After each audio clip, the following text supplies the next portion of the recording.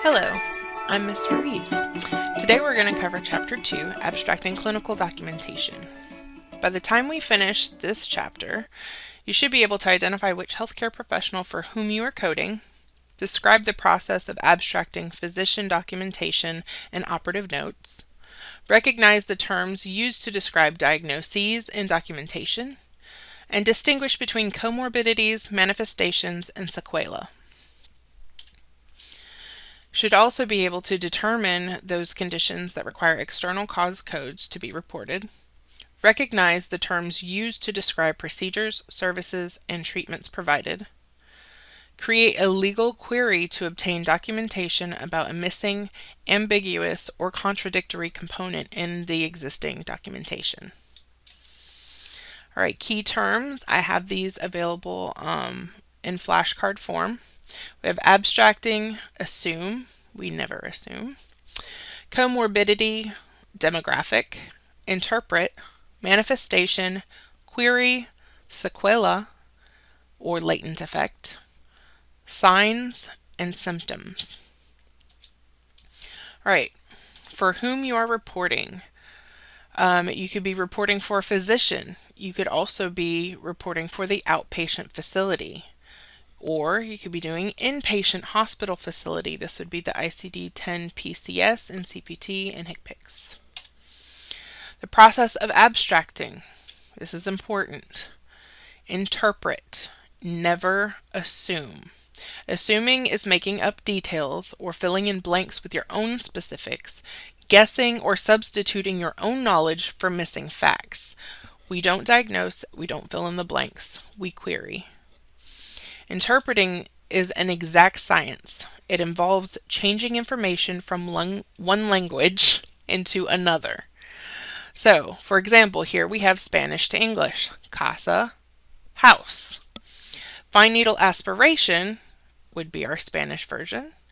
And 10021 would be us transferring that into English per se. So 10021 is a medical terminology for CPT code. So we're really taking an entire chart of documentation for that visit and we're turning it into codes that are about that long. So we're able to tell an entire story only using codes. All right, use all your source documents. Super important.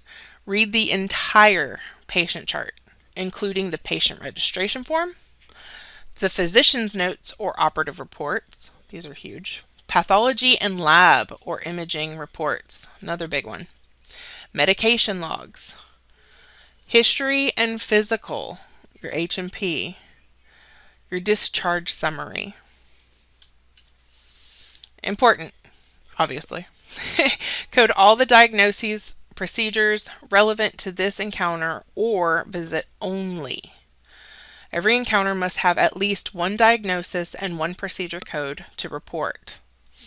If it is not documented, it didn't happen. And if it didn't happen, you can't code it. These are words to live by. Highlight it, write it down somewhere, put it in your manuals. Remember, if it's not documented, it didn't happen. And if it didn't happen, you can't code it. I know I just repeated myself, but it is that important. All right, deconstructing diagnostic statements. Use your knowledge of medical terminology to identify terms for signs, symptoms, confirmed diagnoses. These can be manifestations, comorbidities, or sequela, late effect.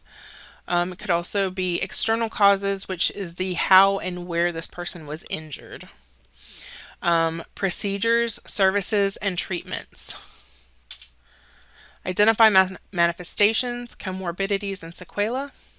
Manifestations is a condition that develops as a result of another underlying condition. So something else had to make it manifest. Comorbidity is a separate diagnosis existing in the same patient at the same time as the unrelated diagnosis. Meaning a person could have a broken wrist and at the same time they could have a sprained ankle. Those are two different unrelated diagnoses. Sequela is a cause and effect relationship between an original condition that has been resolved and a current condition, also known as a late effect. So, for instance, say someone's playing football and they hit their head, but it doesn't seem to be that there's any evidence of a concussion or anything, but then it could be 2 days later, it could be the next week. All of a sudden, headaches start presenting and they become a natural progression of a late effect. So that's what it means by a sequela or a late effect. Reporting external causes. So the details of the accident are very important. For example, was the patient the driver, a passenger, or outside of the vehicle? These are all very specific and will help you drill down your codes. Was the vehicle a car, a pickup truck, a van, or a heavy transport vehicle? Was it skis? It could have been a number of different things. You need to know this. Did the vehicle collide with another vehicle, a non-motor vehicle, or a stationary object? Did they hit a light post? Was the traffic accident or a non-traffic accident? So did they just happen to go off the road, no other cars were involved, no one else was around, or was it caused by traffic? Someone slammed on their brakes, they rear-ended somebody.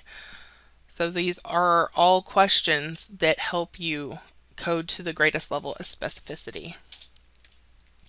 Deconstructing procedural statements.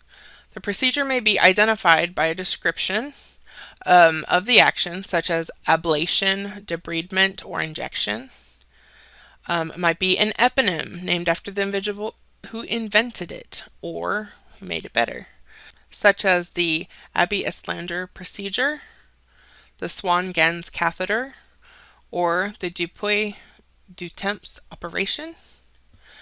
An abbreviation or acronym such as an ECG, which stands for electrocardiogram, or electrocardiography. An abbreviation or acronym such as the ECG, electrocardiography, a GTT, glucose tolerance test, PET, positron emissions tomography, or a TAVR, which is a transcatheter aortic valve replacement. You know, if we can make it an abbreviation or an acronym, we will do it. All right, how to query. Query means to question. So you must query the physician to amend the patient's chart if you find that details required for determining a specific code are either missing or incomplete, ambiguous or inconsistent, or contradictory. So reporting an unspecified code should be the very last resort. You do not want to use unspecified if you can query your provider or you can query the person who was in charge of the documentation. In the case, remember everything we've learned from our other courses, it would have to be added as an addendum. We don't actually ever physically change the original chart. All right, writing the query. So, no promotion of a specific response, which means you're not queuing them. Questions must be non-leading, so they need to be open-ended, who, what, when, where, how. They need to be multiple choice so that you are not leading the physician or the documenter in any specific direction. You're getting the actual fact of what was being done or whatever's missing. Responses should always be in writing. Everything needs to be documented. Document, document, document. So in preparation for you to learn the process of determining a specific code or codes, you must be able to gather the required information from the clinical documentation. You must read through the clinical documentation in the patient's record and understand everything you read so that you can collect the specifics you need. If details are missing, ambiguous, or conflicting, you will need to query the physician to have the documentation amended. This is your responsibility and a critical part of the coding process. All right, that's all I have for this chapter. I do want to mention one more thing.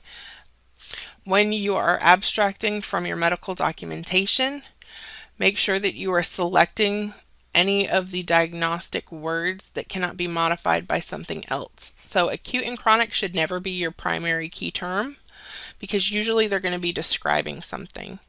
If you were talking about like pulmonary edema, for example, Our main key term is going to be edema. Pulmonary is explaining what type of edema. So you want to look for your main term that cannot be described by anything else or is not modifying anything else. You want to go for that root term that isn't adding additional information to anything. So if you have any questions or you need some coding help, please feel free to reach out and let me know. I'll put my text number right up here.